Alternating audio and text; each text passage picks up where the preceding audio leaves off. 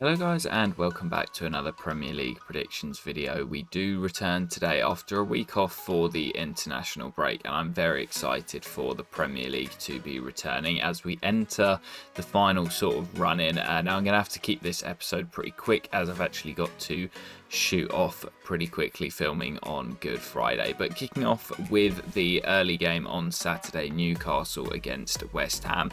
And I actually just want to sort of start off by saying I always find the sort of fixtures after the international breaks really difficult to predict. So I'm really sort of intrigued to see how we get on this week, because we've been on a really good run, but always tough to predict. Kicking off with Newcastle against West Ham, the early kickoff, where I think it's actually quite evenly matched. West Ham, when they're full strength, are very, very solid and they are good away from home.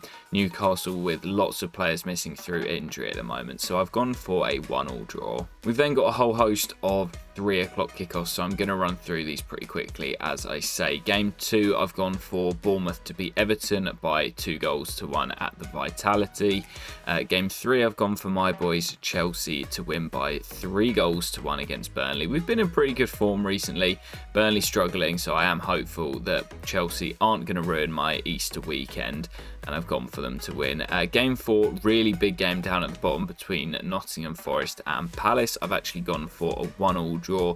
That same sort of thing where I don't think either team can really afford to lose, especially Nottingham Forest, so I've gone for a draw. In Game 5, I've gone for bottom of the league Sheffield United to lose by 3-0 against Fulham, who are in good form at the moment. And in Game 6, I've gone for Tottenham to beat Luton by 3-1 as well. So they're all the 3 o'clock games. We then have a 5:30 kickoff on Saturday, which sees Aston Villa hosting Wolves at Villa Park, where I've gone for Unai Emery's side to win by 2-1. And then finally, to round off Saturday before we get to a big Super Sunday this weekend, we have Brentford hosting Manchester United at the G-Tech, where I've gone for the away side to win it by 2-1. Then as we head into Sunday, as I say, really big games as all of the top 3 are in action. Starting off with Liverpool, who could go top with a victory as they host Brighton at Anfield. And I've gone for them to win by 3-0.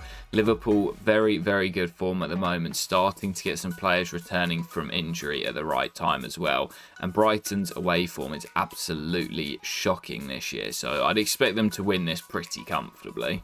And then, of course, the huge one on Sunday. I'm actually going to be missing this because I'm flying to Cyprus at 3:30. So, going to be set on a 4-hour flight with no idea what the scoreline was, which is going to kill me. But I've gone for Manchester City to win by 2-1.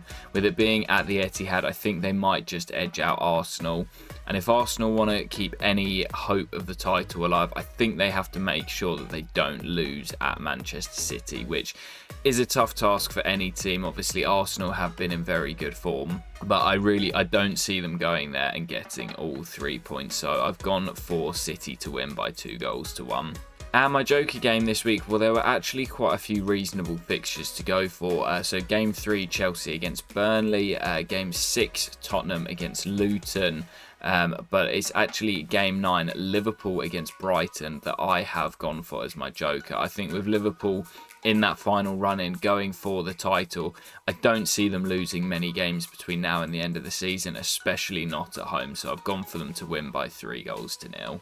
And as we head over to the website, as you may remember, there was the really small fixture. I think it was Gameweek 30 it was classed as, that only had a couple of games. And as you will see, we have a new leader at the top of the predictions website. That's right, we have finally overtaken Mr. E, now into top spot. And now the pressure's kind of on. There was no pressure whilst we were chasing. Now that we're there, we need to make sure that we stay there. And as I say, it was a really small fixture last week. It was actually fixture 29, my apologies. But yeah, we did really well, as you can see. Picked up 7 points from the 5 games. And it was actually me and my dad both on top spot with 7 points. points, who joint shared the win for the fixture. And that's because, as you can see, we both had some pretty decent results. Most people had Bournemouth to beat Luton in, I think that was a Wednesday night fixture back in the middle of March. A couple of people had that as their joker, and it was the crazy 4-3 game. I thought I was going to have a really poor week because obviously I had Brentford as my joker. They were down to 10 men inside 10 minutes and ended up going on to lose at Burnley. So I thought my weekend was going to be really bad, but 2 1-1 draws saved me between Luton and Nottingham Forest. There was a late goal there that saved me.